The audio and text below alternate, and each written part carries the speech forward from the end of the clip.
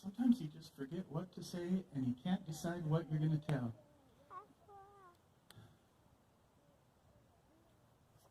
All right. Once, way up on the wings of time, a man flew through 49 years, straight towards half a century. During those 49 years, he had what you would call a good life. He had done some pretty cool things, pretty fun things. He had taught himself how to play the piano, to the delight of cute little old ladies who sat and came to church early to listen to him practice each Sunday. And surprising everyone, he ran across country for 3 seasons, even though he came in dead last every single race. But what he loved most and did the most was tell stories. Much like one of the other storytellers, he was telling stories almost as soon as he could talk. And it came from his family. He started out just going from table to table at family reunions. He would hear a story that his parents told, and then he would wander over and he would hear his grandparents tell a story. And it didn't take him long to realize it was the same story, but it was a little bit different. And his uncles, his dad's brothers, they had a different story about the same thing. It was just amazing. And he realized that stories were almost living things, like little plants in a garden. Each one would start and grow, and sometimes he could tell, especially when he started reading. He learned how to read, and then, oh my goodness, books had so many more stories in them. And they started to grow and twist in his mind, and he started to plant these little seeds of stories. And they would grow into these beautiful plants. And then sometimes when he was telling a story to one of his friends that he had read, suddenly he would realize he was off on one little branch of a story, and it had become its own story, off in a corner. Well, not too many years ago, he realized, or he found out, he discovered, that there was a group of people in here, right here in his own town, that loved stories as much as he did.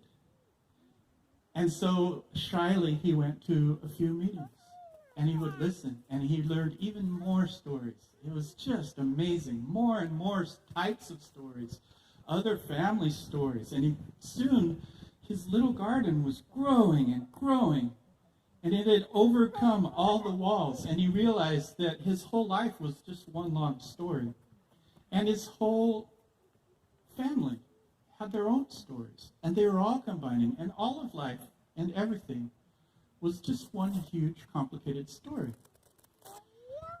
And it all boiled down to this one moment where he was standing in front of an audience, wondering what to tell. Only all of those stories had combined, and he had gotten trapped. He thought, how can I get down this one? No, what if I start? Oh, I'm trapped. He was stuck, didn't know what to say, and he stood there. He opened his mouth to try to tell a story, and nothing came out. And the audience looked at him, and they were nervous, and for him, they were encouraging, but, oh man, it was just awkward. And so he began to think of his life. He thought of how he had sat at that piano the first day, and he had just touched a note.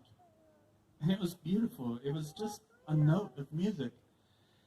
And he tried a few together, and he tried a few more.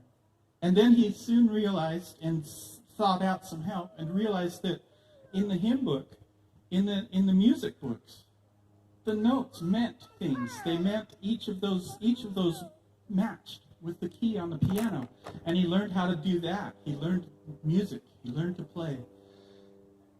And when he went away to college one year, those little old ladies came up to him and said, you know, little old ladies don't like to come to church early just to do that. It was because we love to hear you practice and play those songs. before church. He said thank you and went away. And then he remembered also sitting next to his cross-country coach one time, they were both at a wrestling match. The coach was one of his friend's dad. And he looked at the coach and he said, I bet I could run 3.1 miles. And the coach immediately said, I bet you could. And so he did every single race for the next 3 years, and more for practices. And then he thought finally of a nervous call to a number that he wasn't sure really went to anyone, because he had found it in an old list.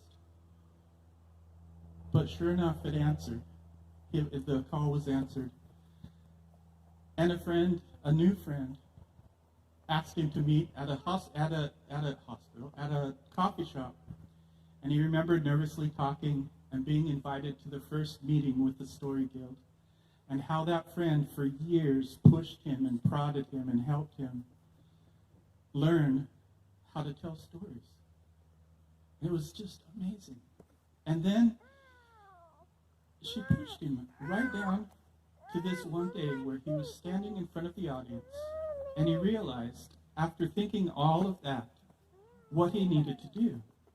And it was the same thing that he had done for everything else that was great in his life. He just began. Once, way up on the wings of time, a man flew through 49 years, screaming towards half a century.